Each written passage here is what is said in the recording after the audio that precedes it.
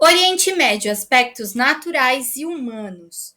Bora lá. Bom, o Oriente Médio, na realidade, é um termo eurocêntrico. Por quê? Porque os seus continentes limítrofes são Europa, que está noroeste, e África, que está sudoeste. O Oriente Médio conecta a Ásia com a Europa e a África, certo? O Oriente Médio apresenta uma diversidade de etnias, povos, religiões. Então, vários motivos nessa região podem levar a um conflito. Daí a denominação barril de pólvora. Não sei se vocês já ouviram falar, mas essa região recebe esse nome, barril de pólvora, devido aos vários motivos que podem levar a conflitos, a guerras nessa região. Bom, o Oriente Médio é formado por 16 países. Qual que é a porção continental do Oriente Médio? Irã e Afeganistão. E qual que é a parte peninsular? Penínsulas da Anatólia, na Turquia, e a Península Arábica.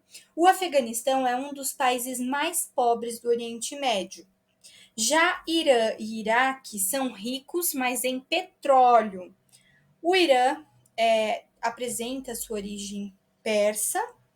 Israel foi criado oficialmente em 1948 e a Síria vive uma guerra civil há mais de 10 anos. Eu dei destaque para alguns países em específico. Bom, tem algumas posições estratégicas que eu percebi que merecem grande destaque aí no Oriente Médio. Então, se você quiser anotar, marcar aí. Bom, eu vou falar para vocês. As posições estratégicas são 1, 2, 3, 4, 5 posições estratégicas. Qual que é a primeira? Canal de Suez. Por que o Canal de Suez? Porque ele liga o Mar Mediterrâneo ao Mar Vermelho. O Canal de Suez é importante, é uma posição estratégica porque liga o Mar Mediterrâneo ao Mar Vermelho. O Estreito de Bab el-Mandeb é uma posição estratégica porque está situado entre o Mar Vermelho e o Golfo de Aden. E o Estreito de Hormuz? O Estreito de Hormuz é uma posição estratégica porque apresenta intensa passagem de navios de petróleo, navios petroleiros. Então, no Estreito de Hormuz, o Estreito de Hormuz, na realidade, é considerado uma posição estratégica para o Oriente Médio porque há intensa passagem de navios petroleiros. E o Estreito de Hormuz é controlado pelo Irã. Próxima posição, Shat el-Arab. Shat el-Arab é uma região da foz dos rios Tigre e Eufrates, onde estão as terras mais férteis do Oriente Médio. Então, onde que tem as terras mais férteis do Oriente Médio? Shat el-Arab, por conta da região da foz dos rios Tigre e Eufrates.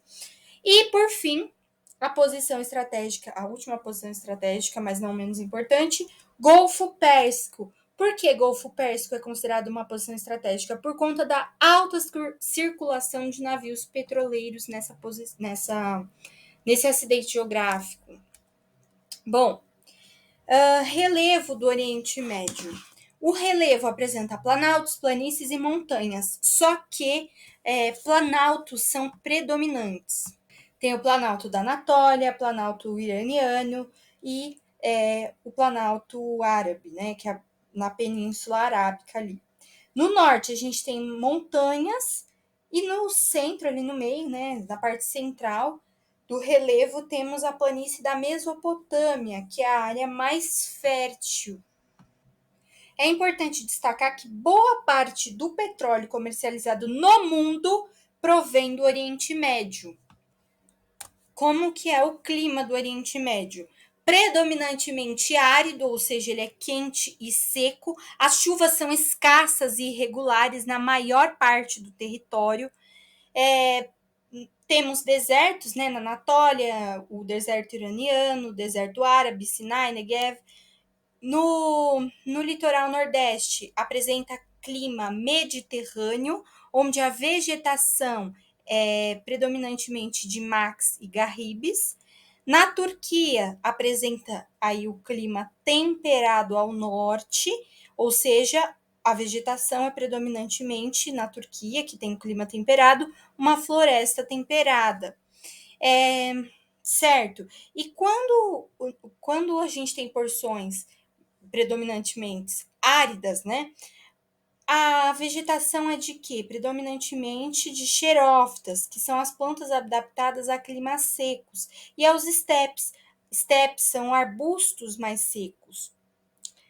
E óbvio que a formação vegetal se dá pautada com base na influência climática. O Oriente Médio apresenta uma escassez hídrica. Devido a essa escassez, a água é um dos principais motivos dos conflitos no Oriente Médio. E uma técnica alternativa a essa escassez é a dessalinização, mas é um processo muito caro. A maioria dos rios é intermitente. O que é isso? Seca em um determinado período do ano. Existem 2 rios perenes. Então, de quase todos intermitentes, tem 2 que são perenes aí. Eles são Rio Tigre e Eufrates. Entre o Rio Tigre e o Eufrates, há produção agrícola. E também destaca-se o Rio Jordão. Por quê? O Rio Jordão é o alvo de disputas territoriais e a foz do Rio Jordão é no Mar Morto. Mar Morto é uma depressão absoluta. Aspectos humanos agora, gente. O Oriente Médio se destaca por sua variedade de etnias. A etnia árabe, embora tenhamos aí uma variedade de etnias, a etnia árabe é predominante.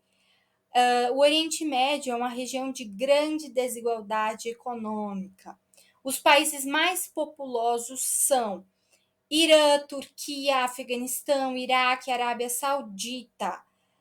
Apresenta o Oriente Médio, então, é uma região de grande desigualdade econômica, né? Então, ele apresenta uma população mal distribuída. Aí, por que eu coloquei essas 2 pirâmides etárias? Porque as regiões de maior IDH, né, onde a gente tem mais IDH, o IDH mais elevado no Oriente Médio, em Israel, no Emirados Árabes Unidos, na Arábia Saudita, Bahrein e Catar. E o IDH mais baixo na Síria, no Afeganistão e no Iêmen. Então, assim, eu coloquei 2 pirâmides etárias contrastantes, por quê? Porque tem a primeira, a população de Israel, e a segunda, a população do Afeganistão. O Afeganistão tem o IDH mais baixo, é um dos países mais pobres do Oriente Médio, e Israel, por sua vez, apresenta o IDH mais elevado. As 2 pirâmides, claro que tem diferenças gritantes aí, mas temos base larga e topo estreito. Bom, distribuição dos povos aí, o que acontece aí?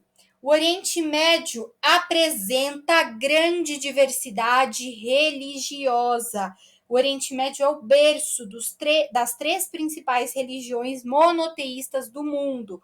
Quais são elas? Judaísmo, cristianismo e islamismo.